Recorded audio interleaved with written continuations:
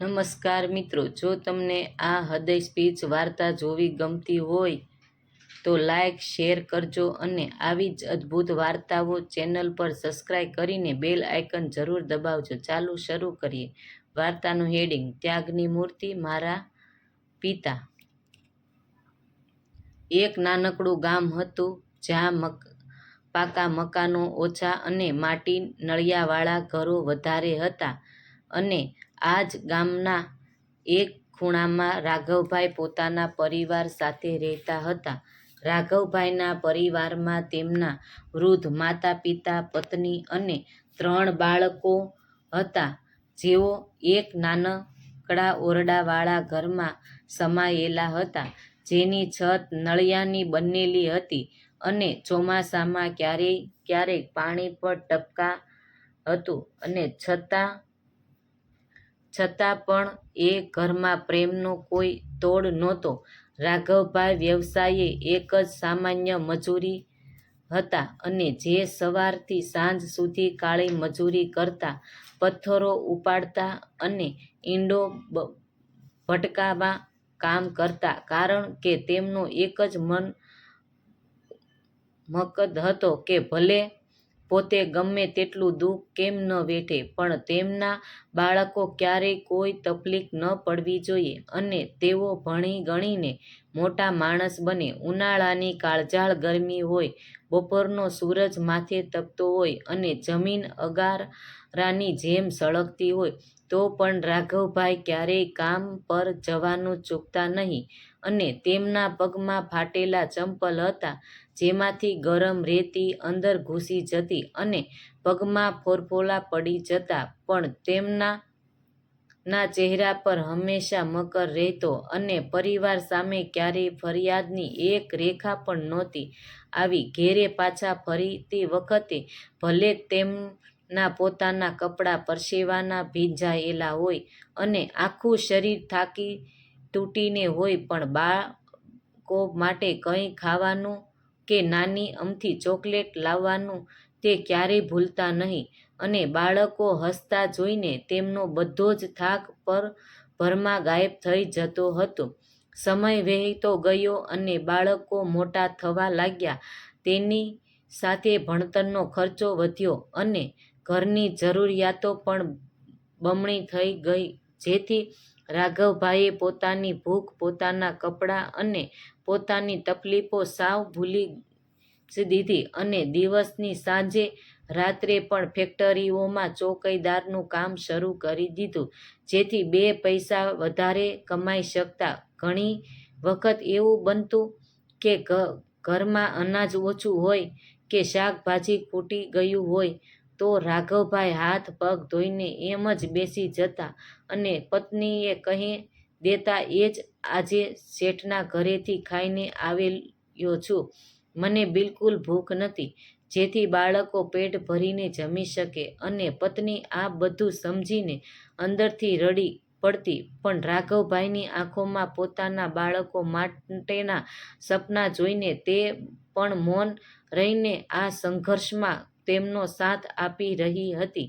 બાળકો જેમ જેમ મોટા થયા તેમ તેમને ગામની શાળા પૂરી કરીને શહેરની મોટી કોલેજોમાં ભણવા જવાનું થયું અને ફીના લાખો રૂપિયા ભરવાના આવ્યા. ત્યારે રાઘવભાઈ પાસે એટલા પૈસા નહોતા, પણ તેમણે હિંમત હારવાને બદલે ગામના જમીનદારો પાસે જઈને હાથ જોડ્યા અને વ્યાજે પૈસા લીધા અને તેમજ પોતાની પાસે જે એક માત્ર નાનો જમીનનો ટુકડો હતો તે પણ ગીરવે મૂકી દીધો.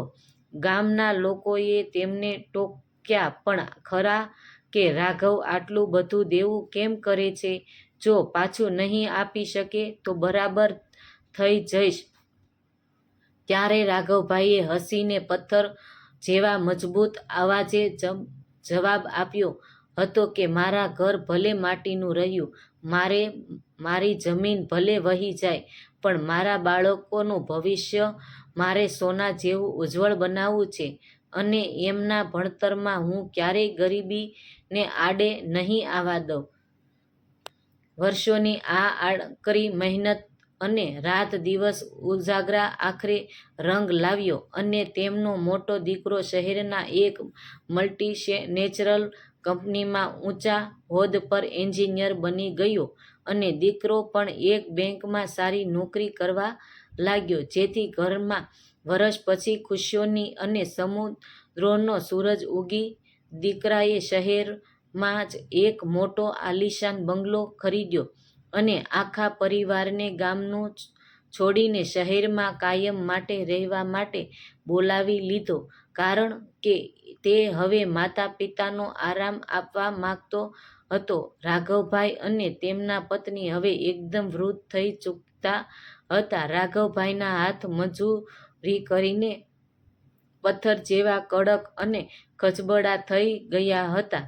આંખો મકાનો પર ટાંકણા મારીને નબળા થઈ ગયા હતા અને પીઠ પર વળીને ગઈ હતી. શહેરમાં આવીને શરૂઆતમાં તો બધું જ ખૂબ સારું લાગ્યું, પણ ધીમે ધીમે સમય બદલાવા લાગ્યો અને દીકરા અને તેમની વહુ હવે રાઘવભાઈની જૂની આદતો, તેમનું દેશી પહેરવેશ, હાથની ખાવાની રીત અને તેમનું સાદું જીવન મહેમાનોની સામે શરમજનક લાગવા માંડ્યું. જ્યારે પણ ઘરમાં મોટા બિઝનેસમેન કે સોસાયટીના લોકો આવતા, ત્યારે દીકરો તેના પિતાને પાછળના રૂમમાં જ રહેવાનું કહેતો અને રાઘવભાઈના બદલાને ચૂપચાપ સહન કરતા હતા, કારણ કે તેમને મન તો તેમનો દીકરો જ ખુશ રહે એ જ મોટું સુખ હતું.